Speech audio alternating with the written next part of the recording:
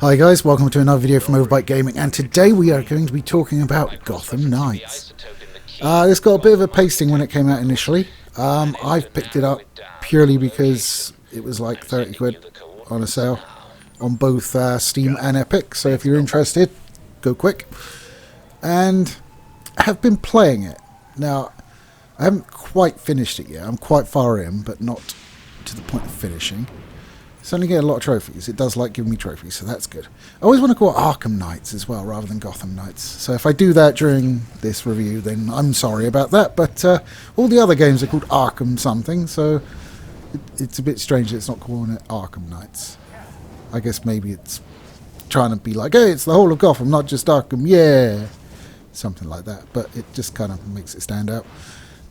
Interesting that obviously Batman is no longer with us, although he doesn't. I'm certain, like, he died at the end of like Arkham Knight, right? I'm sure he did. I haven't played that game to completion in quite some time, so. But yeah, he dies at the start of this, but like he's killed by Ra's al Ghul or Ra's al Ghul. I've heard both arguments for both, so whatever. I'm just going to pick one and go. I go with Ra's because I said that one first. There we go. Sorted. In a pretty good opening cutscene, actually. It's quite epic, and he gets the shit kicked out of him pretty good, but still wins the day through self-sacrifice, as the Bats relatively commonly do. And then you're left to pick up the pieces with his Bat family. Well, not all of them. There's a couple missing, like Batwoman's not in here, and is that mechanized Bat fella that I can't remember the name of? Batwing? Right. Something like that. I haven't read the comics for a while because they've been terrible. But yeah, you're with Tim Drake Robin, Nightwing, Batgirl, but Babs Gordon one, and Red Hood. Red Hood's definitely my favourite. He's like the Robin that wasn't a pussy. So I'm a kid that likes to be an investigator. I like detecting. I'm a kid that likes to jump about on the trapeze. I'm a criminal. I like to do criminal things. He's so much cooler. Despite having died, obviously. Spoilers for like a 35-year-old comic book, if you didn't know. He was beaten to Jeff? Who's Jeff? Why are we beating things to him? Beaten to death by the Joker with a crowbar, in fact, and then blown up for good measure.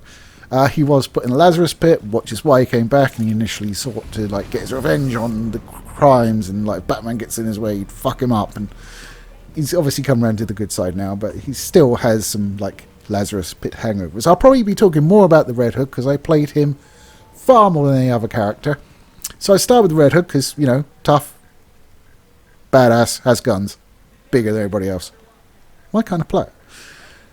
And then by the time I thought, right, I better try the other ones, there was kind of this little problem going on in the fact that, like, as you progress through the game, you unlock new suits. You can also craft new suits, but you just get given suits that are better. And you're like, okay, I'll use that. But you don't get given weapons that are better. So when I switched to, like, any of the other three, they were coming out with their puny starter weapons, and I didn't have any recipes to craft any better ones. So that's a bit of a problem. Even though they all get XP as you go along and level up, so you know their level is similar. You're just not doing as much damage as you should be because of that. Small problem, but I got around it by like hitting things about 5 times more than I normally would. Yeah, whatever. So the game has you set on sort of basically picking up where Batman left off, and it unlocks a number of mysteries. Most prominent one which would be the Court of Owls, but there are storylines with the Penguin and Harley Quinn and Mr. Freeze and, you know, the usual suspects from the Bat villain cast. Everything sounds better when you put a bat in front of it. Oh look, it's a bat hernia. See, so much better. Ah. And you establish your digs in a tower called the Belfry. I think that's an allusion to Birds of Prey, maybe, where they were in the clock tower. I could be wrong. And you go around Gotham, fighting crime, random crimes, premeditated,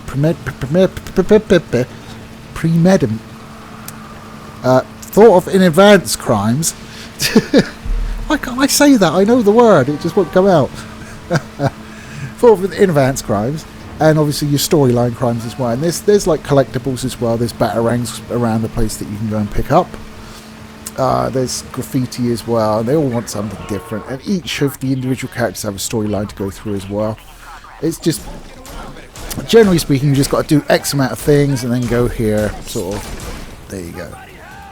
And you get the next scene of his story, and then you have to progress further through to get the next one.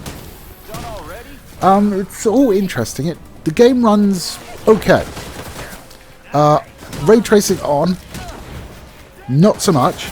I think it has FSR. It does not have DOSS though, so that's a bit of a bummer. And I don't really like to use it if I can get away with it. But with ray tracing on, everything is on maximum apart from ray tracing in what you're seeing now. And you can see I'm getting like between, anywhere between 70 and 144 hertz, which is fine. That's exactly that's more than enough to be playable. But with ray tracing on, it did dip below 50 at points, so I was kind of like, yeah, and I couldn't really tell the difference. It's not a stunning use of ray tracing. It's probably doing something, but for the life of me, I couldn't work out what, and it was using an insane amount of processing power to do it. So there you go. The cutscenes are locked at 60, but that's fine as well. It's so much better when they lock it at 60 rather than 30. It just rips me out of a game when all of a sudden my frame rate plummets to 30 frames per second, and you're watching a sort of mid-2000s cutscene sort of in terms of frame rate. It's ridiculous. Stop doing that, lads. Stop it. Just stop. The combat is where you will be spending most of the meat of your time. It is similar to the Arkham-style combat, but you don't have a counter, which is a bit weird, seeing as the counter is arguably the funnest part of that. You do have a grab, so you can grab people once they're below a certain point of health. You can't grab the bigger ones initially, but you can unlock upgrades that will allow you to do so. And when you've got them grabbed, you can either strike them, throw them, or interrogate them. And you interrogate them to get clues, which you put together, which goes towards the premeditated crimes. I said it. I'm super proud of myself now. I know it's not difficult, because like everything's a challenge for me, but yeah, pleased with that one.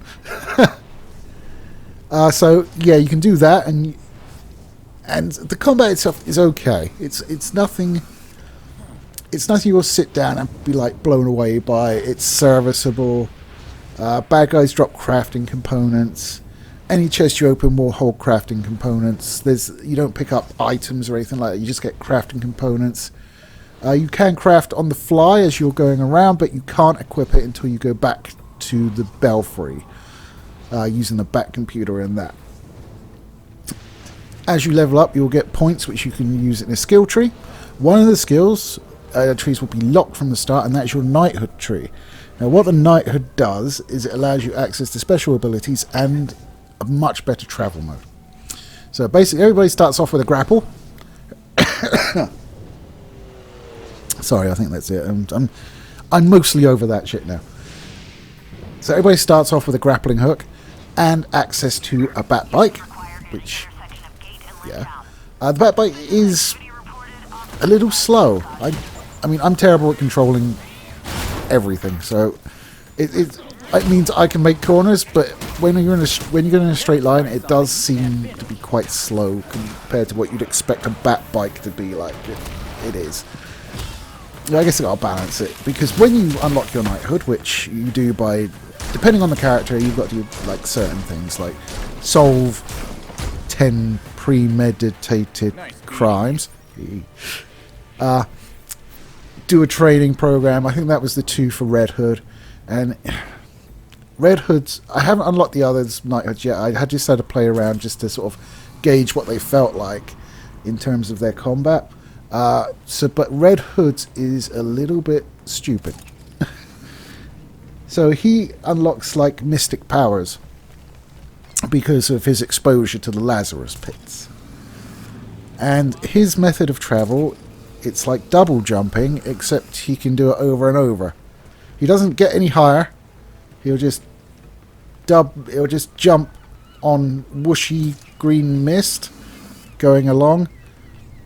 And although it does look ridiculous, you will be using it because it is so much faster than any other travel method, and you can go straight across like ocean with it. I mean, there's like a, I don't know if it's ocean or river. Who knows where fucking Gotham is? Metropolis? Blah. No, Gotham. Look at that. So you can actually just bounce all the way over that. That's not a problem. You do have to get quite high to stop sort of like running into things, because obviously if you're not getting higher with each jump, then you will hit buildings and shit. But apart from, it's useful, but it does look stupid.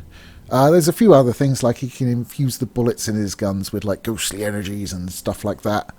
I don't tend to use that very much. In fact, I'm not sure I used it at all. I'll try and use it in the footage. How about that? I don't know, actually. I might not. That's it. Sorry. Apologies, my fault. I'm on the right track. Hopefully I didn't kill any headphone users out there. And if I did, well, that's what you get for watching my videos. Death. You should have known. So, Gotham Knights, it's... I know it got, like, super hammered when it came out for, like, being boring. And I can certainly see some aspects of that. I don't mind it. It's fine. I wouldn't like say it's a terrible game or anything like that. It is definitely set up as though it's a live service, though, although it's not. So it's, a lot of people have said that maybe they saw what happened with the Avengers and decided, yeah, that's probably a bad idea, and changed course. In which case they should be applauded, because yes, I'm kind of fed up with that sort of game as much as everybody else is. But at the same time, you could have taken more of it out. Seriously. So, there are sort of detective scenes that you do in it as well. Some of them are particularly frustrating. So, you get specific scenes where you're up close with somebody and you've got a number of clues to find. So you use your detective vision shit and you move a cursor across the clues, and it highlights you and tells you what they are. And then you have to link them or pick the right one and press solve. And that's like your crime scene. But the detective vision is also used in the open game as well. Well, in levels, I should say, not in the open world too much. Although you can, I will explain later, don't worry. So when you're in an environment and it's like, how do I progress? Well, I can see a puzzle. So obviously I need to find something to press, or like there's something hiding a button. So you use your detective vision and it shows you like chests that are on like floors above you. But it doesn't show you the thing that you're looking for until you get pretty damn close to it and do a sort of detective vision pulse. That's annoying as hell. I mean, once it's been pulsed, it's fine because it's like this bright gold colour. But like before that, you're just wandering around going, pulse. No, it wasn't that particular book. Let's move on. Got very annoying. I was almost... Oh yes, very annoying. I was not happy doing that. It took forever. Seriously, I spent like a quarter of an hour, 20 minutes trying to get past this bit, trying to find the right thing. And then I realised that the lines I could see that were the power lines that I had to trace, they stopped like when they entered the room. So I didn't. And of course, me being me, I would just assume, okay, that's where it is then. No, it's not. It's like further in the room, but you can't see the power lines, so you post the thing and you press. The only thing that allows you to find that is the power lines. I'm probably over-egging this. Oh dear. Speaking of wanting to quit, I did have a similar reaction. There's one where you have to escape a trap from the Court of Owls. You get dropped in a pit and there's all these whirling machines with blades and grinding tubes and flamethrowers, and yes, I got very frustrated by that. It did checkpoint like getting through it, which is good because I definitely would have quit, and I managed to get through it in the end. But there was a lot of swearing going on, When you're like, I managed to get like a foot from the ledge that the signal sort of, you got it through the safety, and then like this blade just swing around and smack me in the back. I'd be like, you bastard! Just like that, except with more swearing, lots more. So that I found that particularly annoying. But I mean, I got through it in the end, and it is checkpointed, so you could just brute force your way through it and fluke it, which is probably what I did because I'm rubbish. When you're in the city, you can still use detective vision. See, I told you I'd come back to it. I didn't forget.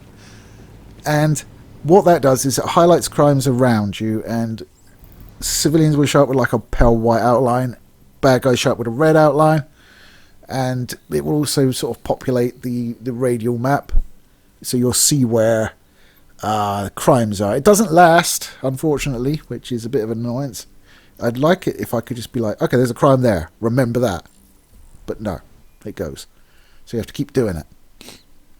But it you know, it's standard fare for these sort of things, like for identifying stuff going on around you. I mean, Spider-Man had that as well, so yeah, I mean, it was a little bit better because I don't think it disappeared when it on Spider-Man, but whatever. So yes, Gotham Knights. I can't say I'm not enjoying my time with it. The crafting system, I never seem to get like the opportunity to craft something and not have the resources for it. I always seem to have the resources to craft. I don't know if this is a balancing thing they did, where they decided not to make it sort of a live service game. Not really. Maybe. But they've kind of gone like the other way with it. And when you leave, it advances the day, so you kind of like want to get shit done. So generally speaking, you won't go out, like, do one crime, level up or whatever, and come back to see if you've got something new to craft. You'd be like, nah, I'll just stick out here. So maybe that's why. Certainly when you go on, like, the big storyline sort of missions, you are sort of locked into a location for a while, and you have to go through several levels of it before you sort of get out and can return to the Belfry. There are fast travel points on the map. You have to unlock them. You can go back to the Belfry almost immediately, but the others you have to scan drones, and it's quite annoying because some of the drones are shielded, and you can't scan them until they land at their charging station and take their shield down. So it's just a case of like finding the charging station and just waiting for it. Why? At this point, I would have rather had a radio tower. Just saying. Especially when there's like, you've got to get 3 drones, and you're not sure which one you've done. Especially if they're not shielded, so you've scanned them in the air. It's a bit of a pain. So even when, you know, it does, when you go in to scan it, it does show you that you've done it. But like, that only works from a certain distance. So you end up chasing a drone around trying to get close to it, and you're like, oh, no, done that one. Bollocks. Now, having said all that, I am enjoying my time with it. I like the crafting. The outfits all look good and are customizable. There's like 3 options for cows, gloves, symbols, boots as well. For each one, you have different colour palettes that you unlock as well as you go through, so you can change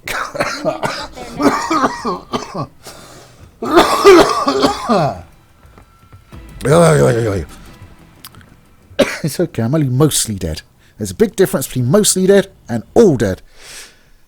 Yes. So, you can change colour palettes and change up the look of your outfits.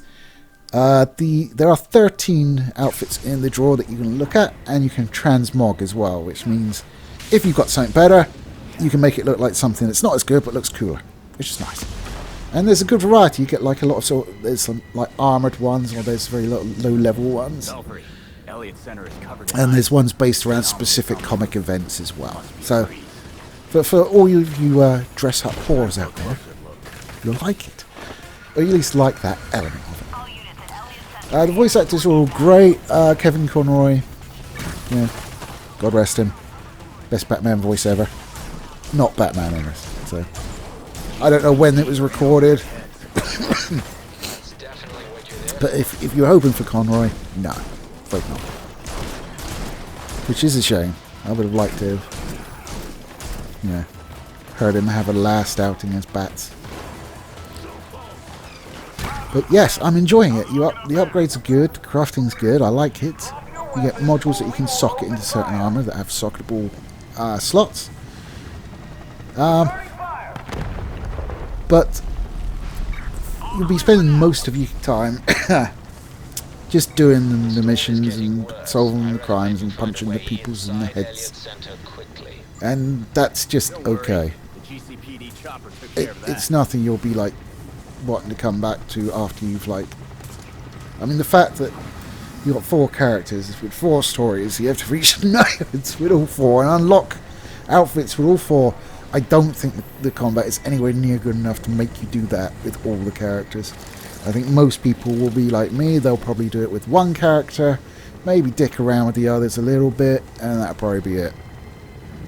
Until, you know, they expand it. But I mean, I'm not privy to the sales numbers right now, but I imagine it was hurt by the negative reviews initially. And where a lot of those reviews have a lot of... Yeah, they just get a lot of stuff right. But I mean, I don't think it's that bad of a game. It's not a great game. It's kind of like somewhere between okay and good, in my opinion. But I mean, if you like the Bat family and, you know, if you like beating up bad guys, even if it's a little bit repetitive in that, because all the factions seem to have the same sort of types of enemies, they're just themed differently. Or some, like Freeze's faction, they're gunmen. Have a freeze ray rather than a machine gun, stuff like that. But yeah, I mean, if you got the money to spare and you like Batman, no reason not to try it. Especially at 30 quid. Right. If you're a little bit more discerning and maybe don't have such a strong relationship with the Bat family, then yeah, I probably wouldn't. I mean, or maybe like wait until a couple of years down the line and it's like free on Epic or cheap on Steam or something like that.